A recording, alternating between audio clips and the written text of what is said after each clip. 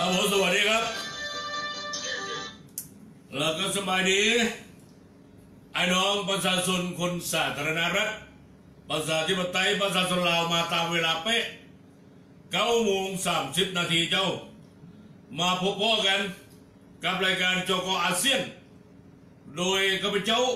เทิดเกียรติทรงวันวดรายการสำหรับช่วงเวลานี้จก.อาเซียนเป็นภาคภาษาลาวก็เลยต้องสวมใส่เสื้อธงชาติลาวเป็นการสนับสนุนส่งเสริมของลาวเจ้า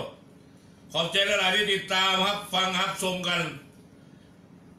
หลายคนก็รับปากซื้อดอกพอเห็นเข้ามาก็มี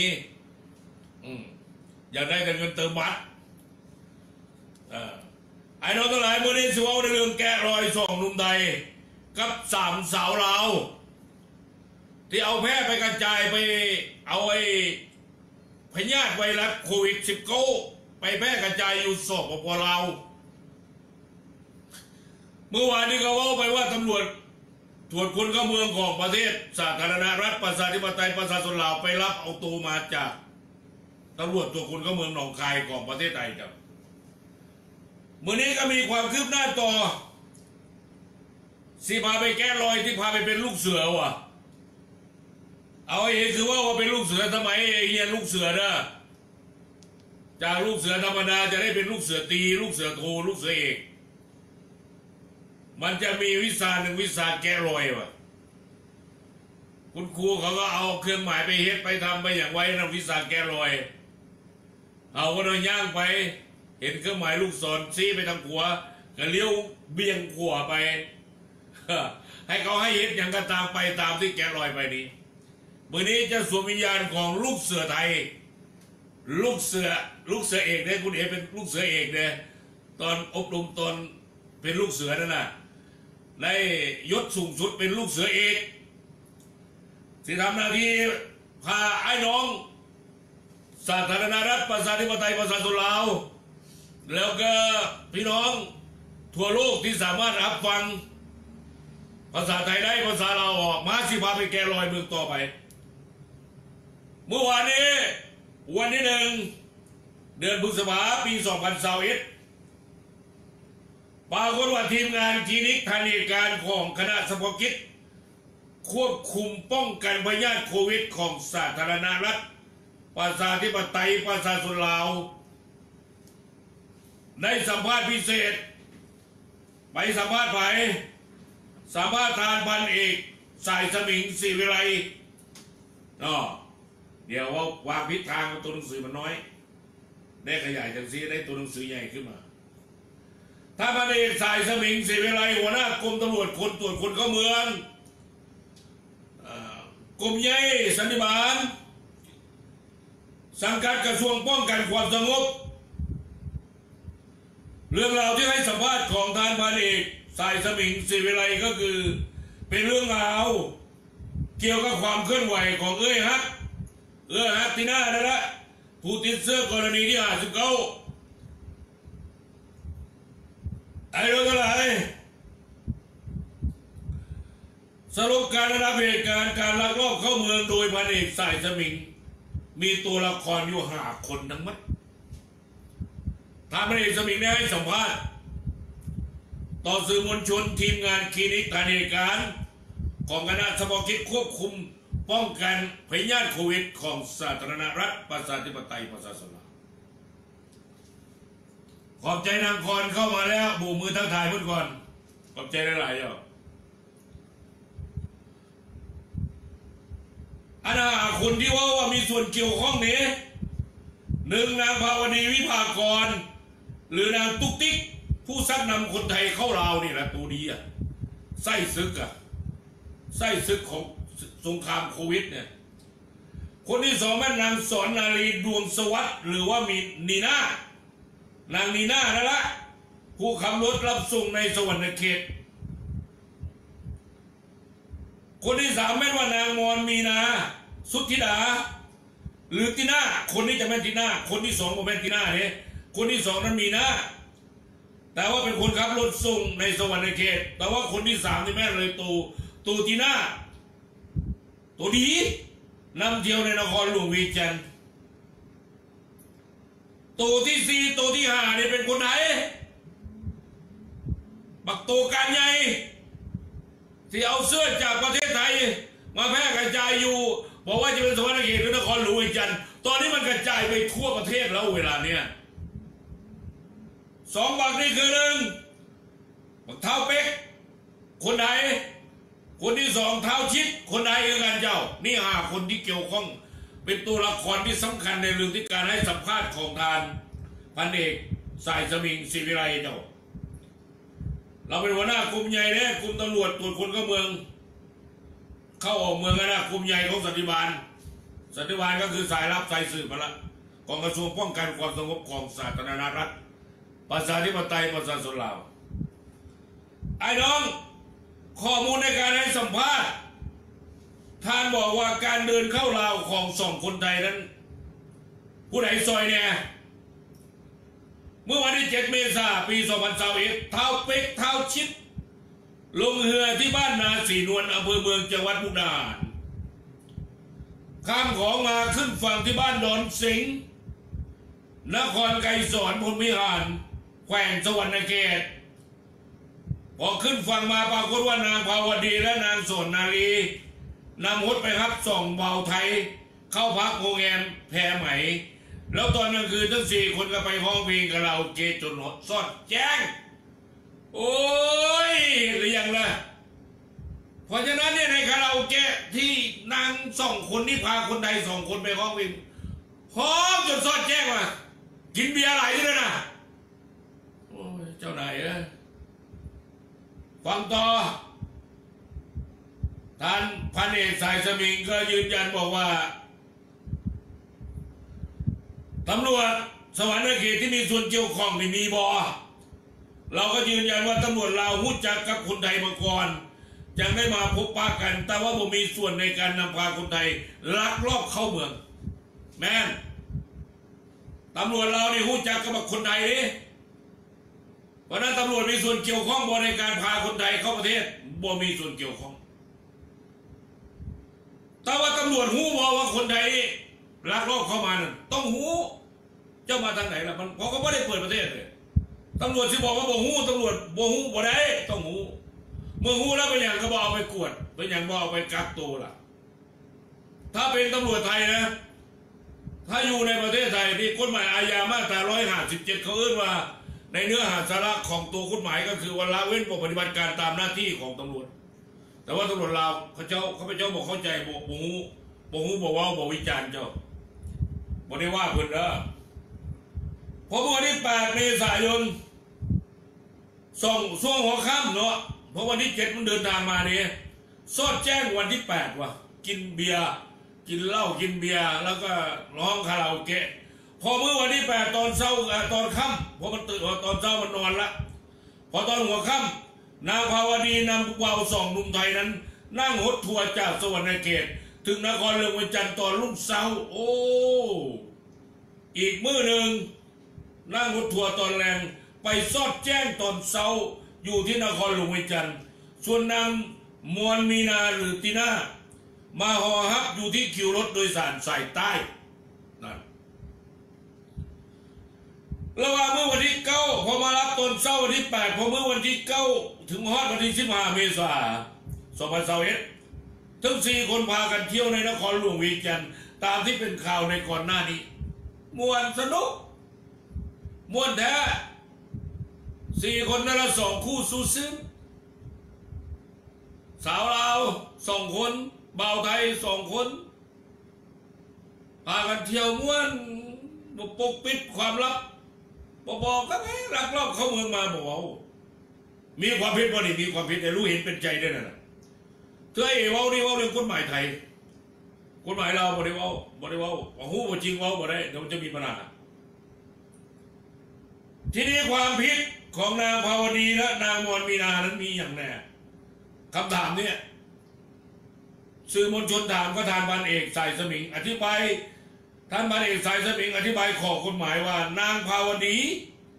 มีความผิดตามกฎหมายเข้าออกเมืองและกฎหมายอาญาแม้นสืบสวนว่าเป็นต้นตอในการแพร่เชื้อโควิดก็จะถูกดำเนินคดีเกี่ยวกับโรคระบาดอีกคือหนึ่งเติมขึ้นมาอีก เส้นเดียวกับนางมอนมานางมอนมีนาเนี่ยคือกันทั้งสองคนนั่นแหละคำถามต่อไปสื่อมวลชนผู้สื่อข่าวถามว่าจะไหนถามว่าคนไทย2 คนที่ถูกดำเนินคดีในลาวบ่บัก2 บักจากเท้า2 บักเนี่ยจากประเทศไทยที่ถูกดำเนินคดีในประเทศลาวบ่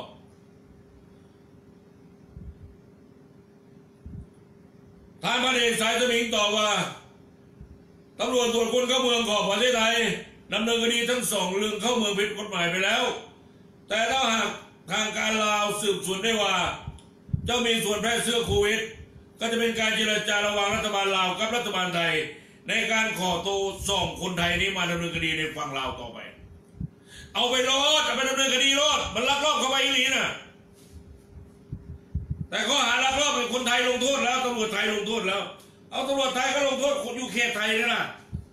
บ่เกี่ยวกับตำรวจลาวด้วยนะตำรวจลาวก็อยู่เขตลาวนะเจ้าเข้าไปในเมืองลาวเจ้าลบลีกหนีเข้าเมืองไปขึ้นผิดกฎหมายนั่นน่ะก็ต้องลงโทษในประเทศลาวความผิดต้องเกิดในประเทศลาวเจ้าบ่ได้เกี่ยวกับเรื่องไทยวันนั้น2 คนไทยเนี่ยที่ถูกดำเนินคดีในประเทศลาวคำตอบของพันเอกสายสมิงได้ตอบในวอลไปแล้วอ่านให้ฟังไปแล้วบัดนี้เบื้องต้น2 หนุ่มไทยนั้นน่ะยังไม่มีความผิดเกี่ยวกับโรคระบาดในลาวจึงต้องรอคณะเฉพาะกิจถ้ารอสภาธนกิจถ้ารอคณะเฉพาะกิจกระทรวงสาธารณสุขของเราสอบสวนนางภาวดีและนางมวลมีนาหาข้อเท็จจริงเรื่องนี้ก่อนแล้วจึงจะมีคำตอบให้ท่านพันเอก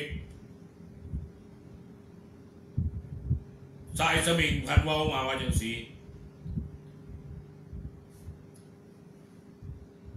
กระเบื้องกันต่อไป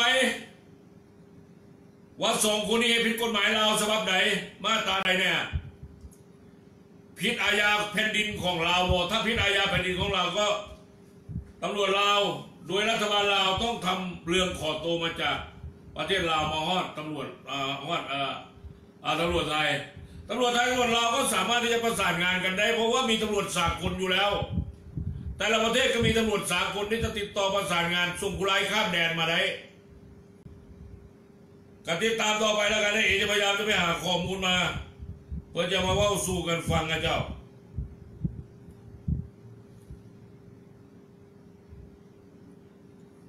นี่เป็นเรื่องราวแกะรอยตามรอย2 บักคนไทยนะไอ้น้องนี่คือเรื่องโควิดจะสะกิดสะเก่าแล้วเว้ากันต่อบอกว่าต้องระมัดระวังตัวกันเด้อผู้ใดหัวอย่างระแคะระคายมาต้องเฝ้าบอกทางการหน่วยงานของรัฐต้องบอกรัฐบาลลาวให้หูจะได้แก้ไขสถานการณ์ระวังป้องกันแทนพี่น้องคนลาวให้พี่น้องคนลาวได้ทัน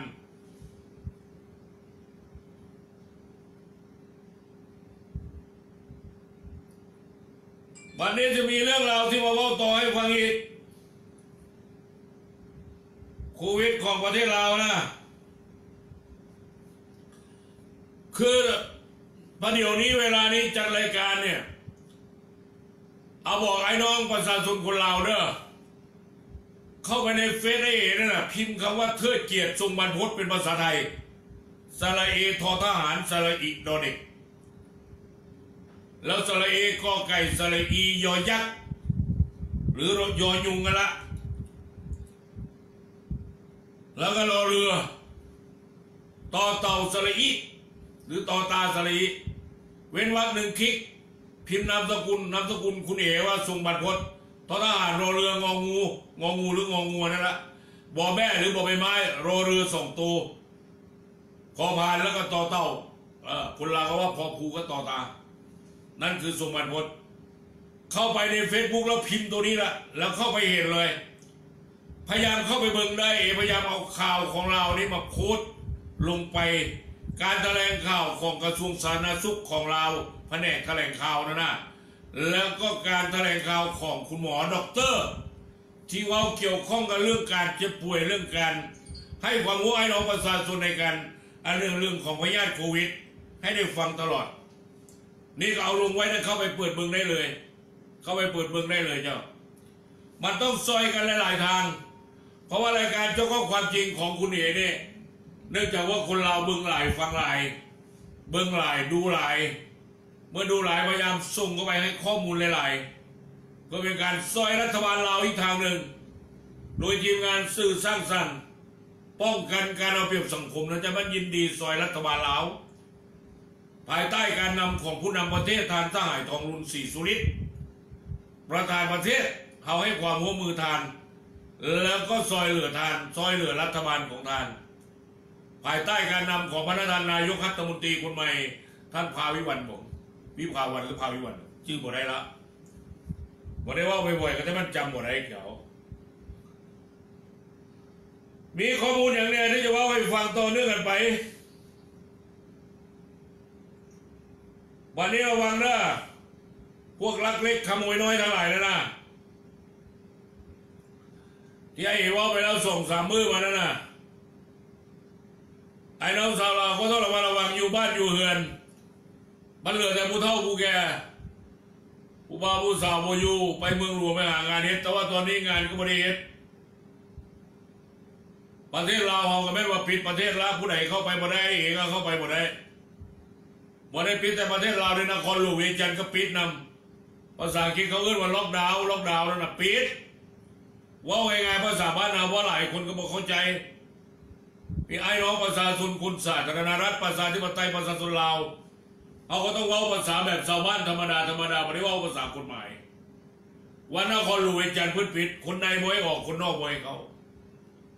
ขาต้องกราบเฮียนไอ้น้องพี่น้องประชาชนคนสาธารณรัฐลาวรายการโจโกอาเซียนของคุณเอที่รับผิดชอบงานอาเซียน10 ประเทศอันประกอบด้วยประเทศลาวประเทศไทยประเทศกัมพูชาประเทศเวียดนามประเทศพม่ามาเลเซียสิงคโปร์อินโดนีเซียฟิลิปปินส์บรูไนนี่แต่รายการเป็นภาษาอีสานของไทยก็คือภาษาลาวของสปป.ลาวเพราะนั้นเวลาเอาเว้าเอาจะต้องเว้าเป็นภาษาแบบชาวบ้านแปลจากภาษากฎหมายภาษารัฐกรมาเป็นภาษาชาวบ้านให้เข้าใจง่ายๆเพราะหลายคนเว้ามาให้ฟังว่าเพราะว่าแต่คนไทยคนเราเนี่ยคันว่าเป็นภาษาราชการหลายเนี่ยคนภาษาชนคนทั่วไปฟังแล้วบอกเข้าใจอย่างของไทยนี่ก็จะบอกว่าเรียนจบกฎหมายมาอันนี้เข้าใจได้แต่บอกว่าจบนิติศาสตร์มาคุณตาคุณยายคุณอาคุณลุงคุณป้าคุณปู่คุณย่าไม่รู้เรื่องอะไรไอ้นายนิติศาสตร์เพราะนั้นต้องบอกว่าเรียนจบกฎหมายมาต้องพูดอย่างนี้อยู่เราก็คือกันภาษากฎหมายหรือภาษาของทางรัฐกรที่เขาแถลงข่าวที่เขาว่ามาลังเทือนนั้นชาวบ้านฟังบอกเข้าใจเนื่องจากมันเป็นภาษาหนังสือภาษารัฐกรคุณเอมีหน้าที่ที่จะแปลงจากภาษารัฐกรภาษากฎหมายที่เข้าใจยากๆเอามาเป็นภาษาชาวบ้านฟังแล้วเข้าใจง่ายพยายามเทียบจังสันโดยที่ตัวคุณเองก็บอกได้เก่งกล้าสามารถมาจังใส่หรอกว่าได้ไปนั่งเรียนในโรงเรียนของโรงเรียนม.ส.มัธยมต้นมัธยมสูงไงอย่างเลยว่าขั้นสูงไงอย่างว่าได้เรียนว่าได้ไปนั่งเรียนอาศัยว่าศึกษาเรียนรู้ตามอัธยาศัยที่เราต้องการศึกษาผ่านระบบอินเทอร์เน็ตเบิ่งจาก YouTube เบิ่งจาก Facebook เบิ่งจาก Google ของเราของไทยสามารถเซิร์ชเข้าไปเบิ่งได้หมดอยากรู้เรื่องอย่างก็เซิร์ชเข้าไปเบิ่งอ่านแล้วพยายามทำความเข้าใจแล้วเธอเองก็ยังบอกเข้าใจซับภาษาลาวบางซับบางอย่างว่าเองได้ประมาณสัก60-70%นี้ก็พอใจหลายแล้วจากที่บอกรู้เรื่องเลยจากที่บอกเคยเห็นได้เลยวันนั้นเองต้องบอกก่อนว่าทางรัฐกรของสปป.ลาวแม้ว่าที่ว่าไปแล้วพิษภาษาจากทางรัฐกรเราก็ต้องขอไปต้องกราบขอไปไว้ก่อนเพราะต้องการแปลความมาเป็นภาษาชาวบ้านให้ชาวบ้านได้ฟังแล้วเข้าใจง่ายๆโดยเฉพาะภาษาอังกฤษทับซับมัน ชาวบ้านประชาชนบ่ได้ฮู้ต้องแปลมาเป็นภาษาลาวเว้าเป็นลาวแบบลาวพื้นบ้านพื้นเมืองเจ้าต้องเว้าเข้าใจเจ้าขอบใจหลายๆที่เข้ามากันอีกเด้อน้องอีบุญทอมก็เข้ามาแล้วขอบใจน้องนางคอนจันทสุรนก็เข้ามาเพชรพัชชานี่คนไทยฮะขอบคุณมากครับท่านแล้วก็น้องตุ๊กติ๊กลลินดาพาลีบุญลูกสาวผู้การนี่เจ้าของธุรกิจปศุสัตว์การเกษตร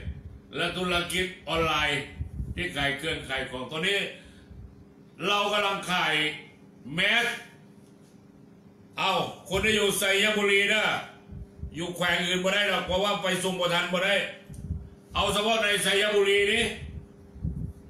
ต้องการแมสคืออย่างซี่ผ้าปิดปากปิดดังตัวนี้ถ้าต้องการของน้องตุ๊กติ๊กมีแล้วก็แอลกอฮอล์ฆ่าเชื้อของน้องตุ๊กติ๊กขวดไม่ได้ใหญ่อย่างซี่ราคาถูกขวดเล็กๆเป็นสเปรย์ฉีดเวลารับธนบัตรรับเงินกีบมาก็ฉีดใส่เงินก่อนฉีดใส่เงินฉีดใส่มือเจ้าของน้องตุ๊กติ๊กมีจำหน่ายมีขายอยากได้โทรศัพท์ไปหาเบอร์โทรศัพท์น้องตุ๊กติ๊กคุณเอ๋ว่าได้จดไว้ตุ๊กติ๊กต้องบอกตุ๊กติ๊กก่อนว่าตุ๊กติ๊กโพสต์เบอร์โทรศัพท์ของน้องทุกเบอร์เรามาให้เนี่ยเพราะว่าจะให้เขาโทรทางเฟซแต่ยากเพราะมันเป็นภาษาอังกฤษมีตัวเคตัวแดดแล้วก็ทีไอเคยากเว้าตั้งแต่ชาวบ้านโพสต์มาได้หรอกชาวบ้านมาได้เรียนสูงคือน้องตุ๊กติ๊กวันนั้นน้องตุ๊กติ๊กโพสต์เบอร์โทรศัพท์มาเลยเบอร์โทรเราโพสต์มาเลยน้องโพสต์มาหน้าเฟซนี่ละเดี๋ยวเอ๋จะได้ว่าให้ชาวบ้านเขาจดเขาจะได้โทรศัพท์สั่งอย่าได้แมสปิดปากปิดดังของน้องตุ๊กติ๊กนี่ยางหนาเนี่ยวันนี้ยางบางแบบทุกเอ๋ถือนี่มันยางบางอันนี้แค่3 สั้นมันบางของน้องตุ๊กติ๊กนี่ยางหนาเลย4 สั้นไอเอ๋เคยบอกแล้วว่าได้แมสมาแล้วนี่ผู้ใดอยากได้สั่งจากน้องตุ๊กติ๊กนะผู้ใดที่เข้าไลน์ตุ๊กติ๊กได้ให้โทรสั่งกับตุ๊กติ๊กเลยผู้ใดเข้าไลน์บ่ได้ก็ให้โทรศัพท์โทรเราอยู่หน้าเฟซเราก็คงจะมีเบอร์โทรนั่นแหละเบอร์โทรเราแต่ว่าชาวบ้านโมหูนี่เราชาวบ้านโมหูก็จะมีจมูกน้องกันละตาหูเพราะนั้นน้องตุ๊กติ๊กต้องมีเบอร์เราส่งเข้ามาเจ้ากดเข้ามารถวันนั้นเราโทรศัพท์มาแต่เอ๋ไม่ได้รับแล้วเวลามันหมดเพราะจะต้องเข้ารายการทันทีก็เลยโทรติดต่อกันไม่ได้ไอ้โทรไปน้องตุ๊กติ๊กก็ไม่ได้รับสายเพราะว่ามื้อนี้สั่งให้ได้ติดต่อประสานงานให้โทรคมนาคมการสื่อสารของประเทศลาวอยู่แขวงไซยบุรีนั้นให้มาติดตั้งเสา Wi-Fi ไว้ที่เรือนของน้องตุ๊กติ๊กเพื่อใช้ในการประสานงานในเรื่องธุรกิจการค้าในเรื่องการเกษตรในเรื่องของการปศุสัตว์เวลาที่คุณเอ๋จะโทรศัพท์ที่ต่อประสานงานมันจะได้สะดวกบอกแม่ลมกันอยู่ปั๊บโอ้ยมันหมุนติ้วคำว่าไม่คำว่าได้คำว่าบ่ได้แต่ว่ามันไปยินคำว่าได้คำว่าบ่ได้ยินนี่พลิกไปไกลเลยคนละเรื่องเลยแล้วมื้อนี้ประมาณตั้ง10 โมงเช้านี่ละนี่ก็ใกล้เวลาแล้วตอนนี้มันเหลืออยู่7 โมงก็อีก7 นาทีก็หมดเวลาแล้วเดี๋ยวทานที่ปรึกษาผู้ที่เป็นทีมงานของไอเอ๋เนี่ยอยู่ที่นครหลวงจันทร์ผู้กำกับคุมเงินกีบของคุณเอ๋อยู่นี่แล้วเพิ่งจะโอนเงินไปให้น้องตุ๊กติ๊กไปดำเนินการต่อในเรื่องของปศุสัตว์และการเกษตรเพื่อใช้จ่ายวันนี้ต้องได้หมูเพิ่มขึ้นมาอีกคู่หนึ่งแล้วก็เมื่อวันที่2อีกไม่อยากว่าวันที่ 1มันจะประทานเอาวันที่1นี้ผ่านมาแล้วนี่วันที่2นี่คู่หนึ่งแล้ววันที่8เลื่อนเป็นวันที่9กันแล้วกันอีกคู่หนึ่งแล้วก็ไปวันที่6คู่หนึ่งวันที่9อีกคู่หนึ่งสิ่งสำคัญวันนี้ต้องให้ได้สัญญาณ Wi-Fi มาติดตั้งถึงหลังคาตั้งเสาสูงๆเจ้ามันจะได้ใช้กันได้ครอบครัวหลายคน10 คนได้อยู่ในบริเวณ บ้านเรือนของทานผู้การทองสมุทรพาลีวุฒินะบอกว่าจะเป็นผู้กองจำชื่อเราบอกได้แต่ลูกชายคนใหญ่เป็นร้อยเอกลูกสะใภ้นะพี่มีนาเอ้ยสะใภ้มีนานั้นก็ร้อยเอกกันเพื่อนอยู่ในบริเวณเดียวกันที่สามารถใช้ไวไฟร่วมกันได้แล้วรวมไปถึงพี่เล็กพี่เล็กนั่นก็เป็นผู้กองร้อยเอกกันนั่นละร้อยโทแล้วมั้งร้อยโทหรือร้อยเอกนี่ละหมดจักแล้วก็พี่เขยนั่นก็คือการเป็นผู้กองร้อยเอกละสู้คนที่ใช้นำกันหมด7 คนในครอบครัวของนั้นนะบริเวณรอบๆครอบครัวของท่านผู้การทองสมุทรพาลีบุญเจ้าไอ้น้องทั้งหลายก็จะว่าเตือนเพราะว่าตอนนี้มันหมดเวลาแล้วล่ะเตรียมข้อมูลไว้อีกเรื่องหนึ่งที่อยากว่าบอกเกี่ยวกับโควิดเกี่ยวกับกันหมดแม่เราบอกเกี่ยวเนี่ยก็เกี่ยวกับโควิดคือกันในกรณีคุดกระดูกนักรบอเมริกาในยุคโควิดในประเทศเราอันนี้ก็อยากนำมาว่าให้ฟังเป็นการส่งท้ายเพจท้ายข่าววันนี้เหลือ5 นาทีสุดท้ายไอ้เราทั้งหลายที่ว่าให้ฟังนี้ก็คือเป็นเรื่องราวการคุดกระดูกอเมริกันยุคโควิดระบาด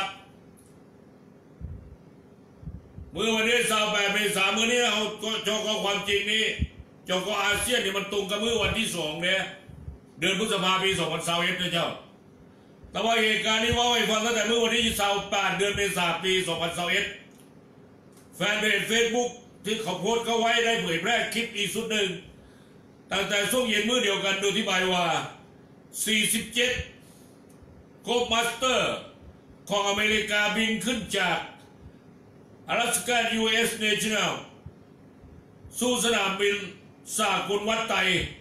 เป็นเที่ยวยนต์หรือเที่ยวบินดังกล่าวนี้เป็นทีมงาน MIA ของทหารสหรัฐอเมริกาเพื่อมนุษยธรรมเคยปฏิบัติร่วมกับคณะวิชาการฝ่ายลาวมาแล้วเทื่อนึงเคยปฏิบัติร่วมกันมาหลายเทื่อแล้วละรอบนี้ก็มาแล้วก็จะมาซอยลาวนั่นละอเมริกานั่นน่ะจีนก็ซอยลาวอเมริกาก็ซอยลาวคือกันเจ้าดีที่สุดคือประเทศลาวนี่ยังไม่มีคนเสียชีวิตยังไม่มีคนตายสักคนหนึ่งวันนี้ก็เราว่าอเมริกาเข้ามานี้ MIA ก็ย่อมาจาก Missing in Action ได้เรียกทหารหรือบุคลากรทหารที่สูญหายระหว่างการปฏิบัติหน้าที่ในยามสงครามนั่นน่ะในยามสงครามนั่นน่ะเพราะว่าทหารอเมริกันในส่งคนเข้าไปรบแน่ๆมีเจ็บมีตายอยู่ในลาวนั่นน่ะก็ตามหากันเท่านั้นแล้วตามสำนวนนักเขียนลาวก็เอื้อนว่ากระดูกอเมริกันซึ่งปฏิบัติการค้นหากระดูกอเมริกันได้กลายเป็นเรื่องสั้นที่โด่งดังในลาวในเดี๋ยวนี้เป็นเรื่องสั้นที่โด่งดังมาแล้วบางคนเอาไปสร้างเป็นนิยายเขียนเป็นเรื่องราวเป็นหนังเป็นละครไปพุ่นการเข้ามาของทหารสหรัฐอเมริกาในยามโควิดระบาดสร้างความแตกตื่นให้กับคนลาวเป็นอย่างไรเมื่อวันที่30 เมษายนปี2021ฝ่ายข่าวสารของกองทัพประชาชนลาวได้ชี้แจงผ่านแฟนเพจลาวพีเพิลArmy News บอกว่าจะไหนบอกว่าการเข้ามาของทหารสหรัฐอเมริกาเป็นความร่วมมือด้านมนุษยธรรมระหว่างอเมริกันกับสาธารณรัฐประชาธิปไตยประชาชนลาวในปฏิบัติการสำรวจและขุดค้นเพื่อค้นหาร่องรอยและสิ่งเศษเหลือของทหารอเมริกันหรือ MIA ที่ไอ้ว่าไว้ฟังแล้วนะปีที่แล้วลาวและอเมริกาประสบสถานการณ์โควิดระบาดจากนั้นยุติภารกิจ MIA ไปก่อนการค้นหากระดูกนะและต้นเดือนเมษายนปี2021รัฐบาลลาวได้อนุญาตให้ทหารสหรัฐอเมริกาเข้ามาปฏิบัติการภารกิจนี้ได้อีกเทื่อหนึ่งเติมอีกเทื่อหนึ่งเมื่อวันที่28 เมษายนปี2021ทีมวิชาการทหารสหรัฐอเมริกา65 คนเดินทางโดยเครื่องบิน47จำนวน65 คนฮอดสนามบินหรือสนามยนต์สากลวัดไตนครหลวงเวียงจันทร์นะเจ้ามีภารกิจขุดค้นกระดูกของทหารสหรัฐอเมริกา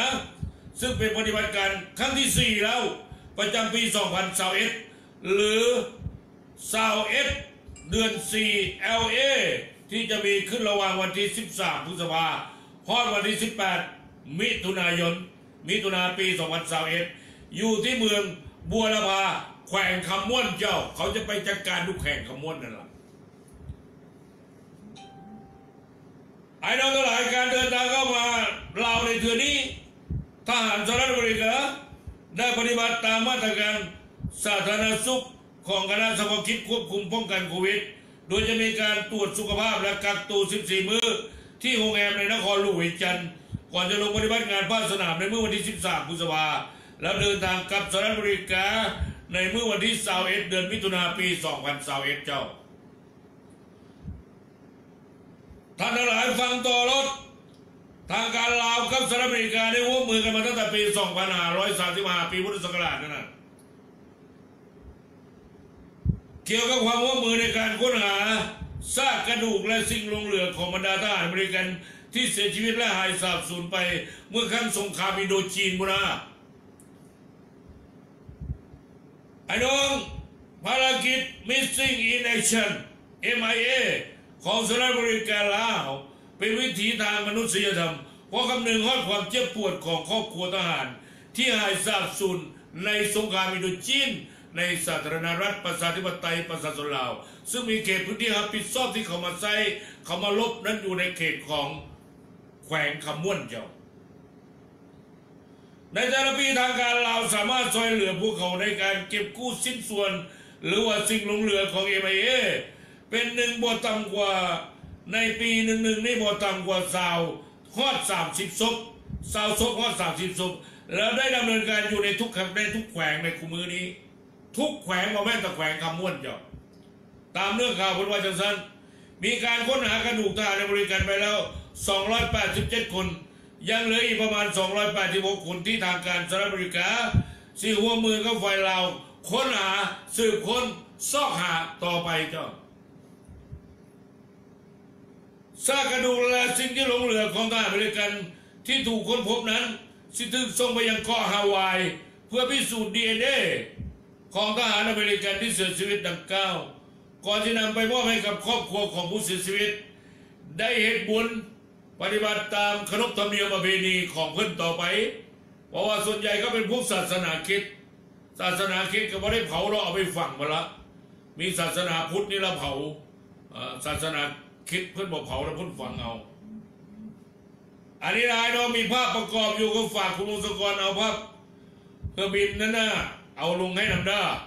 นี่เป็นข้อมูลข่าวสารที่ลาวกับอเมริกาจับไม้จับมือร่วมมือกันเหตุงานร่วมกันแต่ว่ามาในช่วงของโควิดก็ต้องปฏิบัติตามกฎกติกาของสาธารณรัฐประชาธิปไตยประชาชนลาวนั่นหมายความว่าจะไหนก็หมายความว่าเข้ามาแล้วต้องตรวจก่อนให้แพทย์ลาวได้ตรวจให้ด็อกเตอร์ลาวได้ตรวจก่อนว่าอุณหภูมิเจ้าเท่าไหร่มีการติดเชื้อมาบ่แล้วก็กักตัว14 มื้อแม้ว่าติดเชื้อเอาเสื้อมาจากอเมริกาเนี่ยเขาจะงูเลย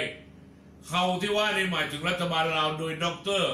โดยคณะเฉพาะกิจการระวังป้องกันโควิด -19 พยาธิโควิด -19 ของสปป.ลาวนั้นเขาสิงูกักตัว14 มื้อถ้ามันเป็นได้ตรวจพ่อตรวจพบแท้ถ้าพบปั๊บก็จะได้รักษาเสร็จแล้วก็บอกให้เขามายุ่งเกี่ยวอ่ะคราวนี้อย่าลืมว่ามาจากอเมริกานะอเมริกามันเป็นเป็นประเทศอันดับหนึ่งของโลกอันดับหนึ่งเรื่องอย่างเรื่องบดีอันดับหนึ่งที่มีคนติดเชื้อไวรัสมรณะนี่หลายสุดในโลกคืออเมริกาแล้วก็ตายก็หลายสุดในโลกก็คืออเมริกาเพราะนั้นมันบ่น้อยเลยไอ้น้องทั้งหลายผู้ติดเชื้อทั้งหมดนี่32,389,441 คนรักษาบ่หายจักคนเลยบ่มีข้อมูลว่ารักษาหายในเมื่อวานที่ได้ข้อมูลมานั่นนะแต่ว่าเสียชีวิตนั้นปรากฏว่า576,718 คนคือทหารคืออเมริกาบัดนี้เมื่อคนอเมริกาเข้ามาคนลาวก็ตกใจซะแล้วไอ้น้องสาวเราเอามาอย่างอีกแต่ตีหน้าเอาคนไทยเข้ามาแค่2 คนก็ยังนักหนาสาหัสสำนี้แล้วไปเอาทหารอเมริกาเข้ามาอีกโว้ยตั้งหลายคนป่านนี้สิบสาหัสสากันบ่ไอ้น้องต้องเข้าใจรัฐบาลเอา ต้องเข้าใจรัฐบาลภายใต้การนำของประธานสหายทองบุญศรีสุริศประธานประเทศเรามีเหตุมีผลของเพื่อนมีเหตุมีผลของเพื่อนดีระวังป้องกันดีๆทหารหน่วยนี้ไม่ได้มาเที่ยวคาราโอเกะคือน้องตีน่าคือบักคนไทย2 คนบอกแม่นทหารเหล่านี้ไม่ได้ไปเที่ยวนวดไม่ได้ไปเที่ยวขับเที่ยวบาร์คืออย่างคนไทย2 คนที่มาแล้วก็ฮัตติน่าคาติน่าพาไปเที่ยวทัวร์นครหลวงทัวร์สวรรค์ในเขตแต่ว่าทหารเหล่านี้ของอเมริกามานั้นเขากักเก็บตัวไว้อยู่ในเขตจำเพาะบ่ให้ออกไปพบพ่อประชาชนบ่ได้เลยอาหารการกินเขาเตรียมเสบียงกลางของเขาพร้อมเรียบร้อยไอ้น้องต้องเข้าใจตรงนั้นต้องเข้าใจรัฐบาลบ่ได้ประมาทบ่ได้เลินเล่อมันเป็นเรื่องที่ดีละเป็นการร่วมไม้ร่วมมือกันมานี่ครั้งที่4แล้วในการค้นหาทหารอเมริกันได้มา200 กว่าแล้วยังเหลืออยู่200 กว่าที่หายสาบสูญในประเทศเราเพราะฉะนั้นเขาก็มาค้นหากันเป็นการทำสัมพันธไมตรีกันไว้ให้ดีจับไม้จับมือร่วมกันดีต่อกันไว้คนเราเกิดมาประดุลแล้วก็ตายจากกันบอกว่าจะเป็นคนลาวคนไทยบอกแม่นคนหรือบอกว่าจะเป็นคนเอเชียหรือว่าคนแอฟริกาสีดำหรือว่าจะเป็นคนอเมริกันผิวออกสีแดงๆนะจะไหนก็คือคนเดียวกันมนุษย์คือกันอยู่นำกันร่วมลูกเดียวกันนี่อยู่ได้บ่เกิน100 ปีหรอกเจ้าผู้ใดอยู่ได้ฮอด100 ปีนี่กินขี้เขาว่ากินข้าวหรอกินข้าวเขาว่ากินขี้เหรอวะเพราะฉะนั้นให้นกเห็นใจซึ่งกันและกันฮักแพงกันเจ้าโดยเฉพาะไอ้น้องคนลาวเขาต้องฮักแพงกันเด้อเมื่อวานนี้ฝากบอกรัฐบาลแล้วรัฐบาลลาวว่าออกอากาศไปว่าหลังจากเปิดประเทศแล้วนักลงทุนที่รวมตัวกันไปลงทุนที่ประเทศลาวไอ้น้องสาวเราทั้งหลายจงภาคภูมิใจในขณะที่คายแหงของพี่น้องคนลาวเขาบันทึกแค่1 ล้านก็100,000 กีบเป็นเรื่องดีที่นักลงทุนจะได้หันเหหัวเรือการลงทุนไปอยู่ที่ประเทศลาวรวมทั้งคนไทยก็จะไปลงทุนในลาวคุณเอ๋ก็ไปลงทุนในลาวถ้าคุณเอ๋ปศุสัตว์อยู่เมืองไทยจ้างคนเลี้ยงคนดูนี่มื้อหนึ่งเท่าไหร่นั้น320 บาทแล้วมันจักพัดละ3 พัดจะว่ามื้อหนึ่งนี่ใส่คนแค่คนเดียวเท่าไหร่แล้วนั่น960 บาทแล้วนั่นน่ะ960 บาทถ้าใส่พัดละ2 คนนี่เท่าไหร่แล้วนั่นน่ะถ้าพัดละ3 คนนี่เท่าไหร่แล้วนั่นน่ะ9 คนคนละตีละคนละ10,000เอา9 คนเท่าไหร่90,000 บาทต่อเดือนเนี่ยค่านู่นนี่นั่นตกเดือนหนึ่งเป็น100,000 คนละ100,000 บาทแต่ไปอยู่ลาวเนี่ยใส่จำนวนคนทอกันอย่างซี่จังที่ไอ้เอสอยู่บ้านในนครหลวงเวียงจันทร์นะบ้านหนองแตงนะแล้วก็เฮ็ดที่กำลังที่เฮ็ดเริ่มลงมือเฮ็ดอยู่ของไซยบุรีบ่ต้องใส่คนหลายเลยบ่ต้องเสียเงินหลายบ่ต้องเปลียงเงินหลายผู้ใดบ่อยากมาลงทุนเขาอยากมาลงทุนที่ลาวเท่านั้นข้อดีของประเทศลาวค่าแรงถึกพอค่าแรงถึกนักลงทุนก็อยากมาลงทุนเฮ็ดอยู่ลาวขอแต่เพียงว่าขอให้ทางรัฐบาลหน่วยงานรัฐกรของเราอำนวยความสะดวกให้เขาสะดวกสบายในการติดต่อเสียภาษีในการติดต่อประสานงานการรัฐกรหน่วยงานของเราบอกว่าจะเป็นกระทรวงเกษตรป่าไม้เกษตรสหกรณ์อย่างไรแล้วแต่และที่เกี่ยวข้องกับการเกษตรนะหรือเกี่ยวข้องกับการท่องเที่ยวเกี่ยวข้องกับการลงทุนเกี่ยวข้องกับอุตสาหกรรมขออำนวยความสะดวกให้เขาให้ดีโดยเฉพาะตำรวจฝากไปถึงตำรวจลาวในฐานะที่คุณเอ๋ก็เป็นตำรวจไทยอยู่หน่วยคอมมานโดกองปราบปรามในอดีตตอนนี้บ่ได้เป็นแล้วเป็นผู้อำนวยการสำนักข่าวเพราะลาวออกมาบ่ได้ถึงปลดออกก็จะฝากบอกถึงตำรวจลาวว่าเขาต้องบริการนักท่องเที่ยวและนักลงทุนให้เกียรติเขาจะหน่อยว้าวให้เกียรติกันเจอหน้าเจอตาจิตตรวจจิตค้นกระตะเบะปุ๊บสบายดีเฮ็ดได้จริงสิยิ้มแย้มแจ่มใสมาในขอตรวจนั่นแน่เบิ้งนี่แน่แนะนำเขาพร้อมเส้นทางนี้ไปจังสั้นไปจังซี่อย่างซี่นะเข้าใจบอกอย่าไปหน้าทะมึงถึงใส่เขาอย่าไปว้าวคำหยาบอย่าไปว้าวคำแหงใส่เพิ่นต้องว้าวคำสุภาพใส่เพิ่นให้นักธุรกิจเกิดความสบายใจว่ามาอยู่ลาวเหลือแค่นี้ละถ้าคนลาวยิ้มแย้มแจ่มใสคือคนไทยแบบสยามเมืองยิ้มของประเทศไทยนั่นน่ะเจอหน้านักลงทุนเข้าไปยิ้มให้เขาเสื้อเซินเขาดีๆให้เกียรติเขาบุพิภัยบ่มักการให้เกียรติพอให้เกียรติแล้วทุกสิ่งทุกอย่างมันจะดีประเทศลาวของเรานี่เป็นประเทศด้อยพัฒนามาโดนแล้วเพิ่งจะขยับขึ้นเป็นประเทศกำลังพัฒนาเมื่อปีที่แล้วปี2020บัดนี้จากนี้ไปหมดโดนก็จะได้ขยับขึ้นเป็นประเทศที่พัฒนาแล้ว ที่แซงหน้าสิล้ำหน้าบางประเทศโดยซ้ำไปเพราะว่าอย่างเราพัฒนาไปเร็วโดยมีพี่ใหญ่จีนคอยให้การซอยเหลือเจาะเขาทะลุจากฝั่งจีนทะลุมาโคที่ประเทศลาวสิสร้างทางด่วนจากนครหลวงเวียงจันทร์ไปฮอดวังเวียงต่อไปก็จะสร้างต่อไปหลวงพระบางสร้างต่อพูนพีพันธ์ทั่วประเทศความเจริญพัฒนาหุ่งเหืองเกิดขึ้นในรัฐบาลเหลืออีก5 ปีที่จะต้องบริหารงานต่อไปภายใต้การนำของประธานประเทศท่านทองรุนศรีสุริศไอ้น้องจงภาคภูมิใจไอ้น้องประชาชนพี่น้องประชาชนหมู่เฮาสปป.ลาวทั้งหลายต้องให้ความร่วมมือ1ให้ความร่วมมือรัฐบาล2ให้ความร่วมมือพรรคประชาชนปฏิวัติลาวของหมู่เฮาทั้งหลายซอยกันและในขณะเดียวกันให้ความร่วมมือกับกระทรวงสาธารณสุขออกจากบ้านจากเรือนใส่แมสป้องกันเชื้อไวรัสโควิดไวรัสมรณะแล้วอย่ากลับข้างอย่ากลับทางพอแม่นประหยัดใส่ไป2 มื้อกลับทางปุ๊บได้อีก2 มื้อโอ้บ่ได้เด้อบ่ได้มันเชื้อโรคจะเข้าปอดเจ้าของสิตายฝากไว้แค่นี้ละเจ้าเวลาหมดแล้วเนี่ยโอ้แม่ยอมก็เข้ามาอยู่อ่ะโอ้แม่ยอมสีธรรมวันโอ้ยสบายดีไม่ยอมแม่ยอมจากพุทธสวรรค์เขตเจ้าเป็นไหนบ้านเรือนสร้างไปได้หลายปันไหนแล้วเกือบเสร็จยังขึ้นรอดอยู่นะแม่ขึ้นรอดอยู่ได้แม่ขึ้นรอดน้องกินดูมาเคยโทรหาหรอกก็ฝากกันไว้นะเจ้าแล้วก็ฝากความคิดถึงขึ้นรอดไปหาอีพ่อหาอีแม่อยู่สวรรค์เขตแม่ยอมแล้วก็น้องบุตรนะสุคนเอ้ยทั้งหลายโดยเฉพาะเอ้ยได้อยู่สวรรค์เขตอยู่ในเมืองนะอยู่แขนสวรรค์เขตที่สามีเราเฮ็ดเวียกอยู่ด่านนั่นน่ะก็ระลึกถึงสุคนละบ่ได้เคยลืมกันดอกเป็นไอ้น้องกันคุณเอ๋ก็เป็นลูกใส่แม่สมมติเป็นลูกคนโตแล้วไปนะเจ้าเอาเวลาหมดไล่ต้องลาไปก่อนนะเจ้าเอามื้ออื่นพ่อกันใหม่เวลา8:30เป็นภาคภาษาไทยแล้วเวลา9:30เป็นภาคภาษาลาวด้วยฮักและห่วงใยของผู้คนทุกคนไอ้ฮักทุกคนในประเทศลาวขอลาท่านไปก่อนพ่อกันใหม่วันมื้ออื่นพุ่นเด้อสบายดีเจ้าสวัสดีครับบ๊ายบาย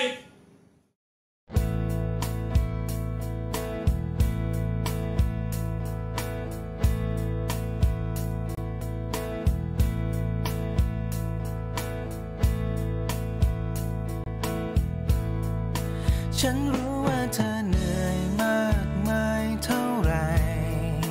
ฉันรู้ใจเธอสู้ไม่เคยจะหวั่นไหวสิ่งเลวร้ายที่เข้ามาไม่ทำให้ใจเธออ่อนไหวไปได้เลยฉันขอเป็นคนหนึ่งคอยมองจากตรงนี้เพื่อที่ฉันจะส่งแรงใจที่ฉันมีให้เธอก้าวข้ามพ้นผ่านวันร้ายๆเพื่อพรุ่งนี้เราจะได้เจอวันใหม่